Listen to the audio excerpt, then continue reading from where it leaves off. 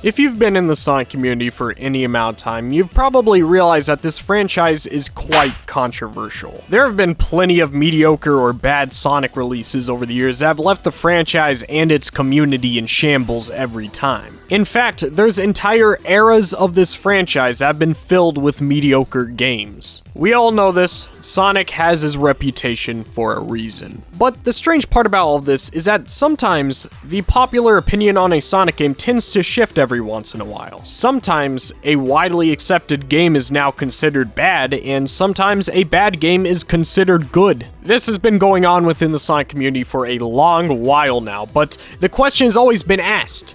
Why does this happen? And why do Sonic fans always change their mind? Some people like to chalk it up to teenagers being nostalgia biased for some bad games they played when they were young and dumb. But honestly, I find that way of thinking to be flawed because that implies that someone's opinion on a video game can be wrong, which defeats the entire purpose of what an opinion is supposed to be. So, why does this happen? Well, I think I've become very educated on this subject through my extensive research on the topic, also known as being a Sonic fan for several years. So here's my take on it. It's not something so simple that can be explained in like one sentence. There is a bit more nuance here. So there might be multiple conclusions I make in this video, but to make it simple, I have narrowed it down to 3 big reasons why this happens: age, recency bias, and ambition. Let's start with age. Just like every other media, video games change in quality as time moves on. That's because naturally games get innovated on and improved over time, so an older game from 10 years ago could easily be outdated in some of its features, graphics, gameplay, etc. And in some rare cases, maybe some games can get better with age. In Sonic's case, unfortunately, some of his games don't age too well. You can already tell where I'm going with this. The most well-known example of a Sonic game's reception changing is the Sonic Adventure games. That is solely because of age. Now hold on, before you blow fuse, I love the Sonic Adventure games, and they're honestly some of my favorite Sonic games ever made. Both adventure games are in my top 5 3D Sonic games, so I certainly am far from hating it. Trust me, I am not a hater of this duology. However, I can admit that these games haven't aged well and that there's a bit of a learning curve for new players. That's okay to admit. This also applies to pretty much every other game from that era. Super Mario 64 is one of the best video games ever made in my opinion. Definitely a top 5 for me. But honestly, you know, this game aged like milk. I'm gonna keep it 100 with you. You know, on the subject, even Sonic Adventure has aged better than this game. That doesn't stop me from loving it to death. So it's completely natural that the Sonic Adventure games would have less players enjoying it over time. Maybe it shouldn't have been bashed as hard because, listen, I'm not gonna call the critics stupid, but I am gonna call this stupid because this makes no sense. But I get it. You know, I get it. Every game from this era in gaming goes through this in one way or another, and it's just the sad fact of reality. I still see Nintendo fans call Super Mario 64 mid every day because of how it's aged. Even though, let's be fair and honest here, guys, it is better than Odyssey and Galaxy. It's just facts, like, come on. Of course, nobody would understand that because they're not educated and based like me. I understand what makes these games good because I am the game, bro. Now, with that said, there is a lot more to say about age, which leads me into my next subject. Alright, so when it comes to pretty much any form of media, there's something that can happen to art called recency bias. It is the concept that after some kind of art is released, it is either praised or hated, not because of its actual quality, but rather because of the landscape and time that it was released in. Sonic suffers from recency bias on a few occasions, a popular example being the one and only Sonic Unleashed, which is personally my favorite Sonic game. Sonic Unleashed is probably the biggest reason why this video even exists, because no other game in this franchise has had a bigger redemption than this game. This game went from hated by everyone to being widely considered as one of the best Sonic games of all time. But how did that even happen? Well, it's because of recency bias. Sonic Unleashed was released 2 years after Sonic 06, which was a catastrophic event for Sonic that has done irreversible damage to the franchise, on top of the game being very experimental with gameplay features such as the Werehog. Both of those reasons are why Sonic Unleashed was known as one of the worst Sonic games of all time, for the next decade at least.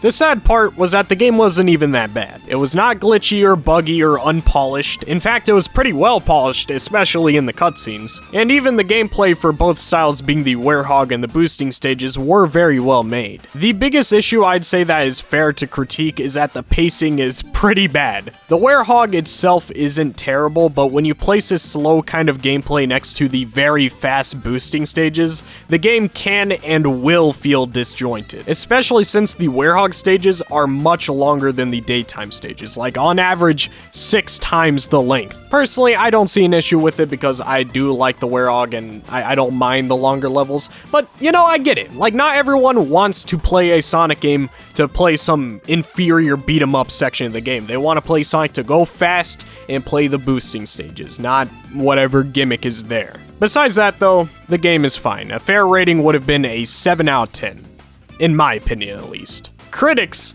did not see it that way. My god, these numbers are reaching Sonic Forces levels of reviews. Wait, no, it's lower. People did not like this game very much. Until many years later, Sonic fans went back to play it, and they realized, wait a minute, this is pretty good. This is what we've been wanting from Sonic for years now. A high budget, good level design, and a working product with a ton of polish. So once the storm of early reception of the game has finally passed, it seemed like people were allowed to form their own opinions on the game without the outside bias. And ever since, this game has been hailed as one of the best 3D Sonic games. Of course, much like the Sonic Adventure game, Sonic Unleashed still has its haters and its critics, and it's not quite universally loved like, say, Sonic Generations or Sonic the Hedgehog 3 and Knuckles. But it's a lot better than what it was in 2008. It's up there with the adventure games for how much love it receives from the community. If I've noticed anything, old veteran Sonic fans cannot stand the Sonic Unleashed praise. It's almost as if they feel like their opinion is being attacked by Sonic fans growing up and enjoying the game. And look, as an Unleashed fan, I'm not going to say it's a perfect game. I feel like there are other 3D Sonic games out there that more people are likely to enjoy. But when you throw around the review score of Sonic Unleashed to prove a point,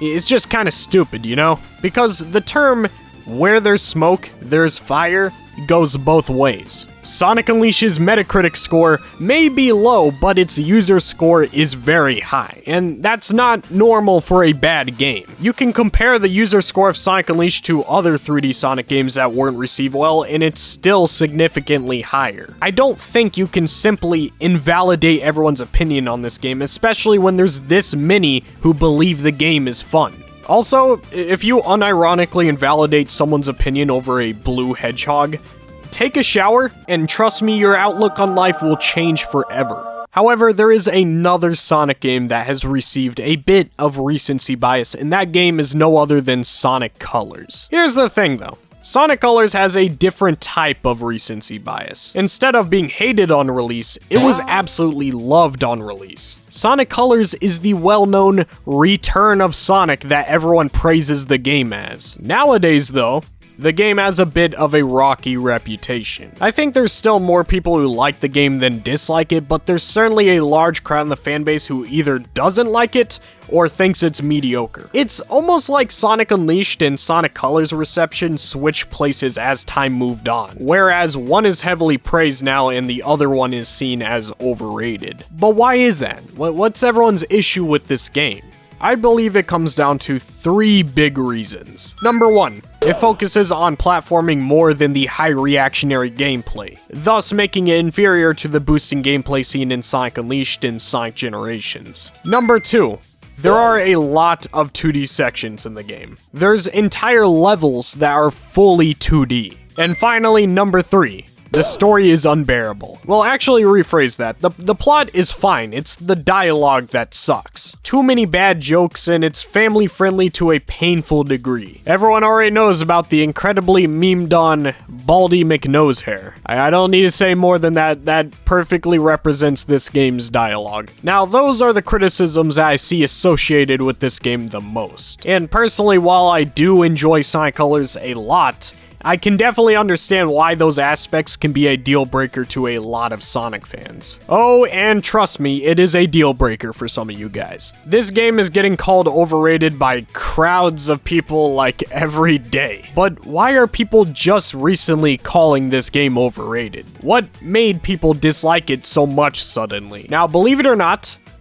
I think it's because of Sonic Generations. Hear me out. Before Sonic Colors, the only 3D Sonic boosting game was Sonic Unleashed. Most people didn't like that game at the time, so oftentimes it resulted in people not actually caring about the boosting gameplay. In fact, there's still reviews up to this day where people call Sonic Unleashed's level design bad. But once Sonic Generations released, which had the boosting gameplay that was more similar to Sonic Unleashed, I think that's when people began to realize that this style of the boost is more fun than the style present in Sonic Colors, thus causing people to see Sonic Generations as the superior game when compared to Sonic Colors. Honestly, Sonic Generations might have been the beginning to people liking Sonic Unleashed as well, because even I remember that the only reason why I picked up the HD version of Sonic Unleashed was because I enjoyed the boosting gameplay from Sonic Generations and I wanted more. Sonic Generations influenced me to do that, and I'm pretty sure that game has influenced a lot of people to not like Sonic Colors. I honestly think that's the case because when a game improves upon its gameplay style in future titles,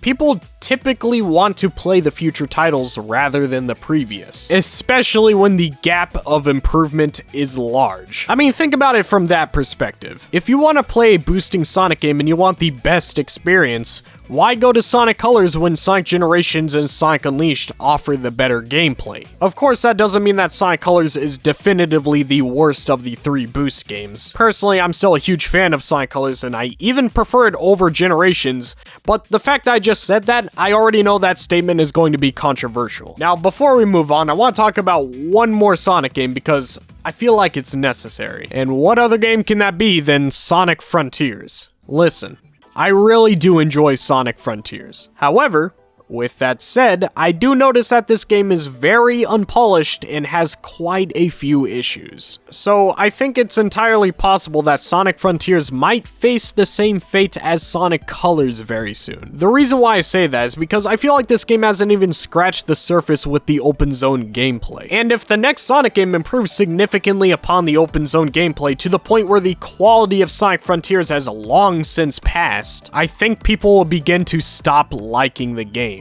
Now, of course, it all depends on if the next game is good or widely perceived as better. If the next game sucks, then Sonic Frontiers will probably remain as one of the most beloved 3D Sonic games. If it's good, or maybe even better, I think Sonic fans will throw this game straight to the wolves to get torn apart. And here's the thing, I don't want to promise anything to myself, but judging from the position that Sega is currently in, a sequel to an open zone style of gameplay should be a slam dunk. They already hit the perfect gameplay loop, they just have to do it again and fix all of the issues. I think it's more likely that we will get a good Sonic game than a bad one. Hopefully I didn't jinx it, but I do have faith in Mario Kishimoto after he's answered all of the questions on Twitter and whatnot. We're also supposedly getting a bigger budget, which obviously means more ambition and better game. Supposedly, of course. I don't know. Sega could turn this into another dumpster fire. But anyways, let's move on. Ambition. The one reason that most people point to for why Sonic fans can enjoy a bad Sonic game. It's the idea that Sonic fans only like bad Sonic games because it had ambition when it was being developed. This is mainly used for games such as Sonic 06, Sonic and the Secret Ring, Sonic and the Black Knight, and other games like Shadow the Hedgehog. And yes, these games do have their fans and they do exist within the community. But do these fans only enjoy these games because they're ambitious? Well, I think the better question is, What's wrong with that? Something that I've noticed with a lot of bad Sonic games is that Sonic doesn't fail like most other games do. Take Sonic and the Secret Rings and Sonic and the Black Knight, for example. These games, in my opinion, have terrible gameplay. I do not like playing these games at all, and they're at the bottom of my tier list, I'm sorry. However, besides the gameplay, these games are 10 out of 10s. The music is good, the setting and atmosphere is good, there's no bugs and glitches, the menus are polished and look unique. Even the stories are decent for these games. Everything about this duology of games is good, except for the gameplay. They would be literal masterpieces if the gameplay did not suck. Meanwhile, you check out something like Battlefield 2042 or the new Saints Row game, and you find no redeeming qualities. It may seem like I'm comparing trash to garbage, but in reality, I can understand how someone could enjoy these games. Because when there's passion behind art, the audience sometimes can feel that and find enjoyment out of it. When it comes to me, I play games for the gameplay. Everything else that the game has is in service of making it better. So I don't really like these games, but some people like to play games for the story, the atmosphere, and the world rather than the gameplay. And can I really shame someone for that? At the end of the day, it's a preference. You can whine and cry about how Sonic fans enjoy a negatively perceived game, or you can go outside, touch some grass, and realize that Sonic isn't the only thing that matters in life. I'll end off this video by saying this. There are objective qualities to games that most players enjoy. However, there is no such thing as an objectively good video game. Most players prefer a polished game without bugs and a solid foundation for gameplay. So as a game developer, you want to achieve that goal so you can please most players. However, you cannot stop someone from enjoying a game that fails to reach those goals, because the enjoyment someone gets from a video game or any art piece that has ever existed is ultimately subjective. No opinion is wrong. Unless if you like Sonic Heroes. Here's my chill members. I might say some of your guys' names wrong, and if I do, make sure to correct me down below so I get them right in the next video. For my chill members, I have Mac High Wilbert, Daveron, Chumzone Gaming, Old Thief, Francis T218, Gamer Blake 90, Snicks, Doe Cream, Sonicman 715, Sonic Pip, 3 Monic, JNXV, ArcherXYZ, Snack Pigeon, Bananas, Junion Rings, Sonic Hub, Chip Chap Chop, The Squeaker Nerd, Super Shax Boom, Sonic Extreme, and Super Saiyan Sonic. There's so many of you guys now. Love you guys. I'll see you in the next video. Make sure to click one of the end card screen videos here. Love you guys. Peace out.